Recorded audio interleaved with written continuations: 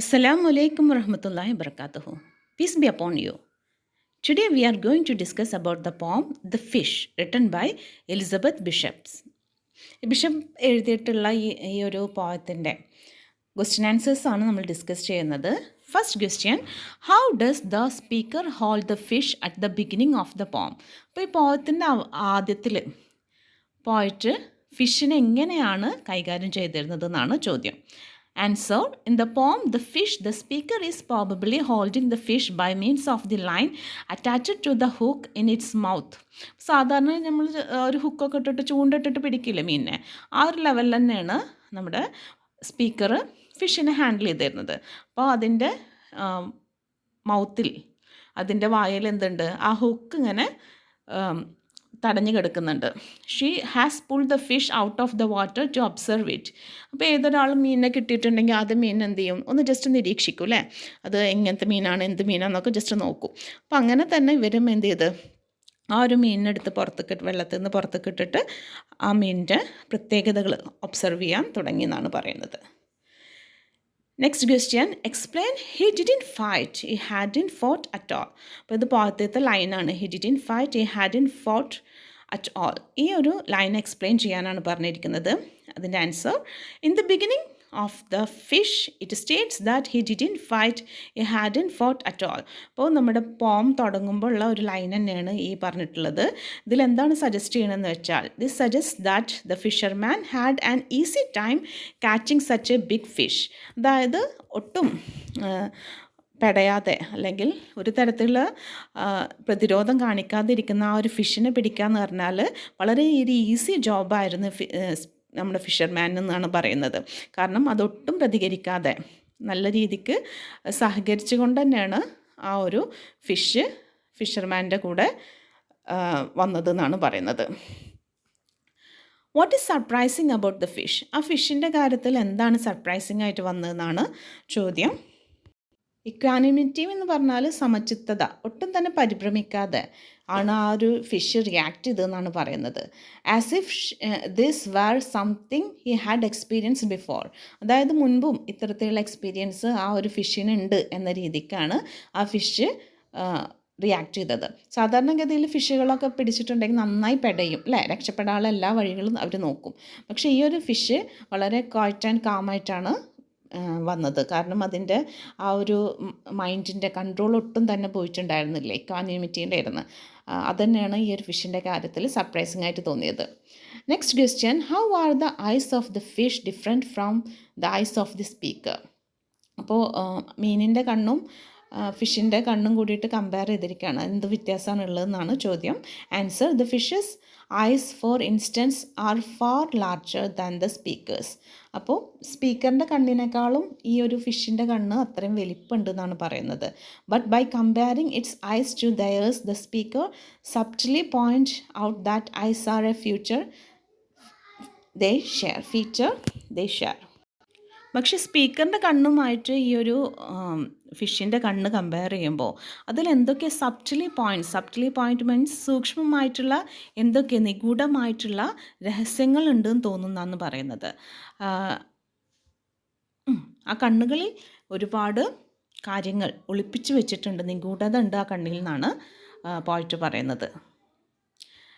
Next, identify the figure of speech used in the phrase tarnished tin ഫോയിലുള്ള figure of speech ഏതാണെന്നാണ് ചോദിച്ചിരിക്കുന്നത്. Answer, we see alliteration in tarnished tin foil. Alliteration is the repetition of a similar sound at the beginning of a group of words. Here sound with the use of alliteration in this phrase. അപ്പോൾ tarnished tin foil അല്ലേ, അപ്പോൾ T എന്നുള്ള sound repeat ചെയ്ത് വന്നിട്ടുണ്ട്. അപ്പോൾ alliteration എന്താണെന്ന് എല്ലാവർക്കും അറിയുന്നുണ്ടാവും. Consonant sound repeat ചെയ്ത് വരുന്ന ആ ഒരു പ്രക്രിയക്കാണ് എന്തെന്ന് പറയുന്നത്, അലിട്രേഷൻ എന്ന് പറയുന്നത്. അപ്പോൾ അലിട്രേഷൻ എന്ന് പറഞ്ഞാൽ ആ ഒരു പ് ബ് ക്ക് ട് ന് അങ്ങനത്തെ സൗണ്ടുകളൊക്കെ ഉണ്ടല്ലോ, വവൽസ് അല്ലാത്ത എ ഐ ഒ അല്ലാത്ത സൗണ്ട്സുകൾ റിപ്പീറ്റ് ചെയ്ത് വരുന്നതിനാണ് അലിട്രേഷൻ എന്ന് പറയുന്നത്. അപ്പോൾ ഇവിടെ ടി എന്നുള്ള സൗണ്ടാണ് റിപ്പീറ്റ് ചെയ്ത് വരുന്നത്, ടർണിഷ്ഡ് ടിൻ അല്ലേ. Next question, what does rainbow symbolise in the പോം? ഈ ഒരു പോയത്തിൽ റെയിൻബോ എന്തിനാണ് സൂചിപ്പിക്കുന്നത്, എന്തിനാണ് സിംബലൈസ് ചെയ്യുന്നതെന്നാണ് ചോദ്യം. Answer: in line 75 the word rainbow is repeated 3 times just before the narrator's let the fish go. അതായത് ഇതിൽ ലൈൻ 75 നമുക്ക് റെയിൻബോ എന്നുള്ള വേർഡ് പോം കാണാത്തവർ പോയി കാണാം. കാരണം ഫുൾ ലൈൻ ബൈ സമ്മറി കൊടുത്തിട്ടുണ്ട്. അത് ജസ്റ്റ് ഒന്ന് കണ്ടാൽ നിങ്ങൾക്ക് കുറച്ചുകൂടി ക്ലിയർ ആവും. അപ്പോൾ 75 റെയിൻബോ റെയിൻബോ റെയിൻബോ എന്ന് പറഞ്ഞിട്ട് റിപ്പീറ്റ് ചെയ്ത് പറയുന്നുണ്ട്. അത് 3 പ്രാവശ്യം പറയുന്നുണ്ട്. അതിന് ശേഷമാണ് പോയിട്ട് എന്ത് ചെയ്യുന്നത്, ആ ഒരു ഫിഷിനെ വിട്ടുകൊടുക്കുന്നത്. This simple could be one of the religious definition when God gave no a sign of peace the rainbow. ഇതെന്ന് പറഞ്ഞാൽ ഇവരുടെ റിലീജിയസ് ആയിട്ടുള്ള, അതായത് ബിൽബിക്കൽ സ്റ്റോറിയിലൊക്കെ വരുന്നതാന്ന് തോന്നുന്നുണ്ട്. ആ ഒരു റിലീജിയസ് ഡെഫിനേഷനാണ് നമുക്ക് കിട്ടുന്നത്. അതായത് നൂഹ് ഒരു സൈൻ ഓഫ് പീസ്, സമാധാനത്തിൻ്റെ ചിഹ്നമായിട്ട് റെയിൻബോ കാണുന്നുണ്ട്. ആ ഒരു സ്റ്റോറിയെ റിമെമ്പർ ചെയ്യണ തരത്തിലാണ് ഇവിടെ റെയിൻബോനെ റെപ്രസെൻറ്റ് ചെയ്തിരിക്കുന്നതെന്നാണ് പറയുന്നത്. Possibly the poet and the fish are now at peace with each other as they go their separate ways. അപ്പോൾ എന്തായിരിക്കാം ഇവിടെ പോയറ്റും ഫിഷും എങ്ങനെയായി മാറും? ഇനി സമാധാനത്തിൻ്റെ വഴിയിലായിരിക്കും അല്ലേ? രണ്ടാളും രണ്ട് വഴിക്ക് പിരിഞ്ഞാലും രണ്ടാൾക്കും സമാധാനം ഉണ്ടാവും. ഇയാളിൽ നിന്ന് രക്ഷപ്പെട്ടു എന്നുള്ള സമാധാനം ഫിഷിനും ഉണ്ടാവും. ഒരു ഫിഷിനെ ചുമ്മാ കൊന്നു കളഞ്ഞില്ല എന്നുള്ള ഒരു സമാധാനം പോയിറ്റിനും ഉണ്ടാവും. Next question: what does the expression sun cracked ത്വാട്ട് റെഫർ ടു? അപ്പോൾ സൺ ക്രാക്ക്ഡ് ത്വാട്ട് എന്തിനാണ് റെഫർ ചെയ്യണമെന്നാണ് question. Answer: the sun cracked ത്വാട്ട് refers to the boards of the boat which cracked by the intense heat of sun. അപ്പോൾ സൂര്യപ്രകാശം ഏറ്റിട്ട് ഈ ഒരു ബോട്ടിൻ്റെ പലകകൾ വിണ്ടിട്ടുണ്ടാവും. അപ്പോൾ ആ ഒരു സംഭവത്തിനെയാണ് ഇവിടെ റെപ്രസെൻറ്റ് ചെയ്യണത്. ത്വാട്ട് എന്ന് പറഞ്ഞാൽ are those boats used as seat in small boats. അതായത് ചെറിയ വഞ്ചികളിൽ നമുക്ക് കാണാം ആ ചെറിയ ബോട്ട്സുകൾ എന്തുണ്ടാവും, ഇരിക്കാനുള്ള ഒരു പലക പോലെ ഇങ്ങനെ വെച്ചിട്ടുണ്ടാവും അല്ലേ? അതാണ് ഇവിടെ തോട്ട്സ് എന്നുള്ളതുകൊണ്ട് ഉദ്ദേശിക്കുന്നത്. Speaker seems to have moved her gaze from the fish to the boat. അപ്പോൾ ഈ വരികളിൽ നമുക്ക് എന്താ മനസ്സിലാവുന്നത് വെച്ചാൽ ഫിഷിൽ നിന്ന് അദ്ദേഹത്തിൻ്റെ ശ്രദ്ധ ബോട്ടിലേക്ക് വന്നിരിക്കുന്നു എന്നുള്ളതാണ് നമുക്ക് മനസ്സിലാവുന്നത്. Next question: why did the speaker let the fish go at the end of the പോം? അപ്പോൾ ഈ പോയത്തിൻ്റെ അവസാനത്തിൽ നമ്മൾ ഫിഷിനെ പോയിട്ട് എന്ത് ചെയ്യണുണ്ട്, സ്പീക്കർ എന്ത് ചെയ്യുന്നുണ്ട്, വിട്ടുകൊടുക്കുന്നുണ്ട്. അതെന്തിനാണെന്നാണ് ചോദ്യം. Answer: the speaker from ElizabethBishop's poem The Fish lets the fish go because she respects it and thinks that it deserves freedom. അപ്പോൾ എലിസബത്ത് ബിഷപ്പ് എഴുതിയിട്ടുള്ള ഈ ഒരു ഫിഷ് എന്നുള്ള പോയത്തിട്ട് സ്പീക്കർ എന്ത് ചെയ്യണുണ്ട്, ആ ഫിഷിനെ പോകാൻ അനുവദിക്കുന്നുണ്ട്. കാരണം എന്താ വെച്ചാൽ അവർ ആ ഫിഷിനെ റെസ്പെക്റ്റ് ചെയ്യുന്നുണ്ട്. അതുപോലെ ചിന്തിക്കുന്നുണ്ട്, ആ ഒരു ഫിഷിനും അതിൻ്റേതായിട്ടുള്ള സ്വാതന്ത്ര്യം അർഹിക്കുന്നുണ്ട് എന്നുള്ള രീതിക്കാണ് വിട്ടുകൊടുക്കുന്നത്. Next question: what are the poetic devices used in the poem? ഇതിലൊരുപാട് പോയറ്റിക് ഡിവൈസസ് കാണാൻ പറ്റുന്ന ഒരു പോമാണ്. First of all, the speaker personifies the fish by giving him gender. ഫസ്റ്റിലാണ് എന്താണ്, ഹ്യൂമൻ ക്വാളിറ്റി മീനിന് കൊടുക്കുന്നുണ്ടല്ലോ, അതുകൊണ്ട് പേഴ്സണിഫിക്കേഷൻ നടക്കുന്നുണ്ട്. She refers to him using the pronoun his. ആദ്യം തന്നെ ഹിസ് എന്നുള്ള പ്രൊനൗൺ യൂസ് ചെയ്തിട്ടാണ് ആ ഒരു ഫിഷിനെ റെപ്രസെൻറ്റ് ചെയ്യണത്. Even though we know fishes cannot convey emotions, she uses adjectives to describe his expressions such as battered and vulnerable or his sullen face. നമുക്കറിയാം ഫിഷിന് ഒരു തരത്തിലുള്ള ഇമോഷൻസ് ഒന്നും കൺവേ ചെയ്യാൻ പറ്റില്ല, ഒരു തരത്തിലുള്ള ഇമോഷൻസ് പ്രകടിപ്പിക്കാൻ പറ്റില്ല. എന്നിരുന്നാലും അവർ ഒരുപാട് അഡ്ജക്റ്റീവ്സ്, വിശേഷണങ്ങൾ കൊടുക്കുന്നുണ്ട് ഈ ഒരു ഫിഷിനെ ഡിസ്ക്രൈബ് ചെയ്യാൻ വേണ്ടിയിട്ട്. ഹിസ് എക്സ്പ്രഷൻ സച്ച് ആസ്, അവരുടെ ആ മീനിൻ്റെ എക്സ്പ്രഷൻസ് വെച്ചിട്ടാണ് പറയുന്നത്. As battered and venerable his sullen. Battered and venerable എന്ന് പറഞ്ഞാൽ അടിച്ച് കേട് പറ്റിയ പോലത്തെ, അതുപോലെ വർണറബിൾ എന്ന് പറഞ്ഞാൽ വളരെയധികം ആരാധ്യനായിട്ടുള്ള, വെനറബിൾ ആണ് കേട്ടോ. വെനറബിൾ എന്ന് പറഞ്ഞാൽ ആരാധ്യമായിട്ടുള്ള ഒരു മുഖം. Or his sullen face. Sullen face means ഒട്ടും പ്രസന്നത ഇല്ലാത്തൊരു മുഖം, വളരെയധികം സാഡായിട്ട് തോന്നുന്ന ഒരു മുഖം. അപ്പോൾ ഇത്തരത്തിലുള്ള ഇമോഷൻസ് ഒന്നും ഇല്ലെങ്കിലും ഇവിടെ എന്താണ് പേഴ്സോണിഫിക്കേഷനാണ് നമുക്ക് കാണാൻ പറ്റുന്നത്. ഇമോഷൻസൊക്കെ മീനിന് കൊടുത്തിരിക്കുകയാണ്. പിന്നെ കാണാൻ പറ്റുന്നൊരു സംഭവം ആനഫോറ ആണ്. ആനഫോറ എന്ന് പറഞ്ഞാൽ repetition of a word or expression in the first part of some words. For example, he is repeated in the opening lines of the poem to emphasise the point such as he didn't fight.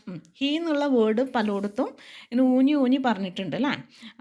എന്താണ്, he didn't fight, he hadn't fought at all, he hung grunting weight. അപ്പോൾ ഈ ഒരു സംഭവത്തിനാണ് അനഫോറ എന്ന് പറയുന്നത്. ഒരു expression വീണ്ടും വീണ്ടും ആവർത്തിച്ച് വരാം. അപ്പോൾ ഹീ എന്നുള്ള ആ ഒരു വേർഡ് റിപ്പീറ്റ് ചെയ്ത് വന്നിട്ടുണ്ട് ഈ ലൈൻസിൽ.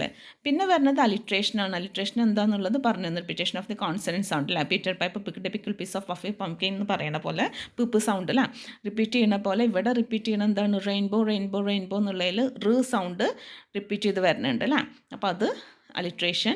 പിന്നെ അസൊണൻസ് വവൽ സൗണ്ടാണ്. അപ്പോൾ റെയിൻബോ എന്നുള്ളതിൽ ഓ സൗണ്ട് റിപ്പീറ്റ് ചെയ്ത് വരുന്നുണ്ട് അല്ലേ. അപ്പോൾ അത് എന്താണ്, അസൊണൻസ് ആണ്. പിന്നെ വരുന്നത് എൻചാമ്പ്മെൻ്റ് ആണ്. എൻചാമ്പ്മെൻ്റ് എന്ന് പറഞ്ഞാൽ it is defined as a thought in verse that does not come to an end at a line break, rather it rolls over the next line. അതായത് എൻചാമ്പ്മെൻ്റ് എന്ന് പറഞ്ഞാൽ സാധാരണഗതിയിൽ ഒരു ലൈൻ കഴിഞ്ഞിട്ട് അവിടെ ലൈൻ ബ്രേക്ക് ചെയ്തിട്ട് അടുത്ത ലൈനിലേക്ക് പോവുകയാണ് ചെയ്യുക. പക്ഷേ എൻചാമ്പ്മെൻ്റ് എന്ന് പറഞ്ഞാൽ ആ ലൈൻ അവിടെ ബ്രേക്ക് ചെയ്യില്ല, എന്നിട്ട് അടുത്ത ലൈനിലേക്കും കൂടിയും അതിൻ്റെ കണ്ടിന്യൂഷൻ പോവുകയാണ്. അതിനാണ് എൻചാമ്പ്മെൻ്റ് എന്ന് പറയുന്നത്. അതിന് എക്സാമ്പിൾ കൊടുത്തിട്ടുള്ളത്, I caught a tremendous fish and held him beside the boat half out of water with my hook fast in a corner of his mouth. അപ്പോൾ ഈ 4 വരി കഴിയുമ്പോഴാണ് ആ ഒരു എന്താണ് ഉദ്ദേശിച്ചത് എന്നുള്ളത് കഴിയണുള്ളൂ. അപ്പോൾ ഒരു ലൈനിൽ നിന്ന് തന്നെ മീനിങ് മറ്റേ ലൈനിലേക്ക് റണ്ണിങ് ഔട്ടായിട്ട് പോവുകയാണ്. അപ്പോൾ ഇതിനെയാണ് എൻചാമ്പ്മെൻ്റ് എന്ന് പറയുന്നത്. ഒരുപാട് ഫിഗർ ഓഫ് സ്പീച്ച് ഉള്ള ഒരു പോമാണ് കേട്ടോ. Next, comment on the use of domestic images in the പോം. ഇതിൽ ഡൊമസ്റ്റിക് ഇമേജസ് ഏതൊക്കെയാണ് യൂസ് ചെയ്തിട്ടുള്ളതെന്നാണ് ചോദിച്ചിരിക്കുന്നത്. ഡൊമസ്റ്റിക് എന്ന് പറഞ്ഞാൽ നമ്മൾ വീട്ടിൽ ഉപയോഗിക്കുന്ന സംഭവങ്ങൾ. The fishes body makes the speaker think of wallpaper and tin foil, Homi human made object. അപ്പോൾ ഇതൊക്കെയാണ് ഹ്യൂമൻ മെയ്ഡ് ഒബ്ജക്റ്റ് ആയിട്ട് പറയുന്നത്, വാൾപേപ്പർ, ടിൻ ഫോയിലൊക്കെ കേട്ടോ. Next, what is the message of the poem? ElizabethBishop poem The Fish displays her ecological awareness that leads her to accept a relationship of coexistence between human beings and non-human beings. അപ്പോൾ Elizabeth ബിഷപ്പിൻ്റെ ഈ ഒരു പോയത്തിൽ fish എന്നുള്ളത് display ചെയ്യുന്നത് എന്താ വെച്ചാൽ ഒരു ecological awareness ആണ്. നമ്മൾ ബഷീറിൻ്റെ ഒരു കഥ ഉണ്ടല്ലോ, ഭൂമിയുടെ അവകാശികൾ, അതിൽ പറയുന്നില്ല എല്ലാവർക്കും അവരുടേതായ സ്പേസ് ആവശ്യമുണ്ട് അല്ലേ. ഭൂമിയിൽ എല്ലാവരും അവകാശികൾ തന്നെയാണ്. ആ ഒരു അവയർനെസ് തന്നെയാണ് ഈ ഒരു പോയത്തിലും കിട്ടുന്നത്, ecological awareness that leads her to accept a relationship of co existence between human beings and non human beings. അതായത് മനുഷ്യരാശിപ്പെട്ടവർ മാത്രമല്ല, മനുഷ്യരല്ലാത്ത ആളുകൾക്കും ഇവിടെ നിലനിൽക്കാനുള്ള ആ ഒരു സാധ്യതകൾ, അവർ തമ്മിലുള്ളൊരു ബന്ധം അതവിടെ ഉണ്ടായിരിക്കണം എന്ന് തന്നെയാണ് ഇവിടെ പോയിട്ട് മനസ്സിലാക്കിയിട്ടുള്ളത്. This ecological awareness in the poem is reflected when she leaves the fish free. അപ്പോൾ ഈ ഒരു എക്കോളജിക്കൽ അവയർനെസ് ഈ പോയത്തിൽ എവിടെയാണ് പ്രതിഫലിക്കണമെന്ന് ചോദിച്ചാൽ അവസാനത്തിൽ ആ ഒരു ഫിഷിനെ ഫ്രീ ആക്കാൻ അവൾ തീരുമാനിച്ചപ്പോൾ, അല്ലെങ്കിൽ ഫ്രീ ആക്കിയപ്പോഴാണ് ആ ഒരു സ്റ്റേറ്റ്മെൻറ്റ്, ഇക്കോളജിക്കൽ അവയർനെസ് എന്നുള്ള സ്റ്റേറ്റ്മെൻറ്റ് അവിടെ നല്ല രീതിക്ക് റിഫ്ലക്റ്റ് ചെയ്യുന്നത്. Next question, discuss the change in attitude of the speaker towards the fish. അപ്പോൾ അദ്ദേഹത്തിൻ്റെ ആ ഒരു ചേഞ്ച് ഓഫ് ആറ്റിറ്റ്യൂഡ്, ഫിഷിനെ കിട്ടിയപ്പോൾ എല്ലാവരും പോലെയും നമ്മൾ പോയിട്ട് എന്താ വിചാരിച്ചത്, അതിനെ നല്ല സൂപ്പറായിട്ട് കറി വെച്ച് കഴിക്കാമെന്നൊക്കെ തന്നെയാണ് ആദ്യം വിചാരിച്ചിട്ടുണ്ടായിരുന്നത്. ആ ഒരു ആറ്റിറ്റ്യൂഡിൽ നിന്ന് ചേഞ്ചസ് എങ്ങനെയാണ് വന്നത് എന്നാണ് ചോദ്യം. Answer, the poets lets the fish go in the end because he recognise the various struggles of the fish and it creates respect in him for the fish. അപ്പോൾ ഈ ഫിഷിനെ അവസാനം പറഞ്ഞു വിടാം എന്ന് പോയിട്ട് ചിന്തിക്കാൻ കാരണം എന്താണെന്ന് വെച്ചാൽ അവൾ കുറേ നേരമായി ഫിഷിനെ തന്നെ ഒബ്സർവ് ചെയ്യായിരുന്നു അല്ലേ. അപ്പോൾ ആ ഒബ്സർവ് ചെയ്തപ്പോൾ അവൾക്ക് മനസ്സിലായത് ഫിഷ് ഇതുവരെയുള്ള ഇതിൻ്റെ ജീവിതത്തിൽ ഒരുപാട് സ്ട്രഗിൾസ് അനുഭവിച്ചിട്ടാണ് വന്നിട്ടുള്ളത്. ആ ഒരു തിരിച്ചറിവ് അവളിൽ ആ ഫിഷിനോട് ഒരു റെസ്പെക്റ്റ് ക്രിയേറ്റ് ചെയ്യാണ്. His skin was injured and his body held the mark of various struggles. അതിൻ്റെ സ്കിന്നുമേലൊക്കെ എന്തുണ്ട്, മുറിവ് പറ്റിയിട്ടുണ്ട്. അതേപോലെ തന്നെ അതിൻ്റെ ബോഡിയിൽ ഒരുപാട് പോരാടിയ പാടുകളുണ്ട്. The lips of the fish held 5 pieces of line that proved that the fish had won 5 times in the struggles to evade death. അപ്പോൾ 5 പ്രാവശ്യം മരണത്തിൽ നിന്ന് രക്ഷപ്പെട്ടിട്ടുള്ള ഒരു ഫിഷാന്ന് തെളിയിക്കാവുന്ന തരത്തിൽ അതിൻ്റെ ചുണ്ടിൽ എന്തുണ്ട് 5 പീസസ് ഓഫ് ലൈൻ വന്നിട്ടുണ്ട്. അതായത് 5 പ്രാവശ്യം ഇതുപോലെ ഹുക്ക് ഇട്ടിട്ട് ഏതോ ഫിഷർമാൻ ഇതിനെ പിടിച്ചിട്ടുണ്ട്. എന്നിട്ട് ഇതെന്ത് ചെയ്തിട്ടുണ്ട്, അവരിൽ നിന്നൊക്കെ മരണത്തിൽ നിന്ന് രക്ഷപ്പെട്ടിട്ട് വന്നിട്ടുള്ളൊരു ഫിഷാന്ന് ആ ചുണ്ടിലുള്ള 5 പീസസ് ഓഫ് ലൈന് കാണിക്കുന്നുണ്ട്. This 5 fish line seems to the poet therefore like 5 medals. അപ്പോൾ ഈ 5 ഫിഷ് ലൈൻസ് എന്താണ് പോയിറ്റിന് തോന്നുന്നത്, ഫിഷിന് കിട്ടിയിട്ടുള്ള 5 മെഡൽസ് പോലെയാണ്. The lines on the body of the fish were crimped due to the strain and snap.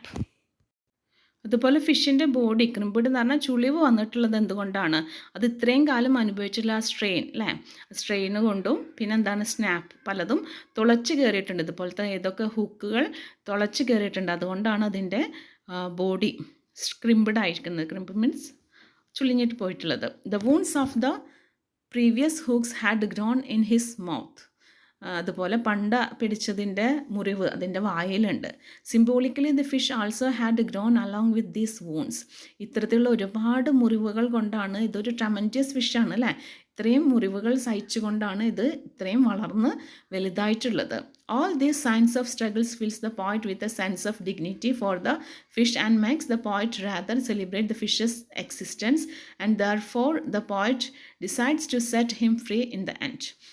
അപ്പോൾ ഈ ഒരുപാട് സയൻസുകൾ, ഇതിൻ്റെ സ്ട്രഗിളിൻ്റെ ഒരുപാട് അടയാളങ്ങൾ കണ്ടപ്പോൾ പോയിറ്റിൻ്റെ മനസ്സ് മാറുകയാണ്. അതിൻ്റെ ഉള്ളിൽ ഒരു ഭവ്യത ഈ ഒരു ഫിഷിനോട് തോന്നുകയാണ് പോയിറ്റിൻ്റെ ഉള്ളിൽ. അപ്പോൾ ആ പോയിറ്റ് എന്ത് ചെയ്യാണ്, ഈ ഒരു ഫിഷിൻ്റെ എക്സിസ്റ്റൻസ്, അത് ജീവിച്ചിരിക്കുന്നതിലുള്ള ആ ഒരു സന്തോഷം സെലിബ്രേറ്റ് ചെയ്യാമെന്ന് ചിന്തിക്കുകയാണ്. അങ്ങനെ നമ്മൾ ഫിഷിനെ പോയിറ്റ് ഫ്രീ ആക്കി വിടുകയാണ്. Thank you for listening me.